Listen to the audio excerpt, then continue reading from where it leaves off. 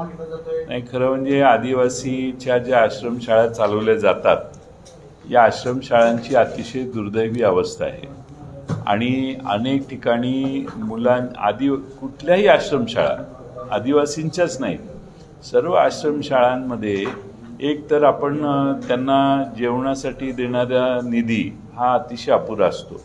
त्यामुळं त्यात बचत करण्याच्या नावाखाली बऱ्याच वेगळ्या गोष्टी घडत असतात आणि तिथल्या फर्निचर, कॉट्स असणं, बाकीच्या सगळ्या सुविधा या दिल्या जात नाहीत. फक्त कागदावर आश्रमशाळा आहेत आणि मुलं कुठल्या तरी कोंदट जागेत ठेवली जातात आणि त्याचं अनुदान लाटलं जातं. या गोष्टी महाराष्ट्रात फार मोठ्या झालेल्या आहेत आणि त्यामुळं त्या सर्वच आश्रमशाळांचं एखादा मुंडे सरकारने हुडकावा आणि या आश्रमशाळाची पण जरा माहिती काढावी आणि त्याची सुधारणा करायला सुरुवात करावी.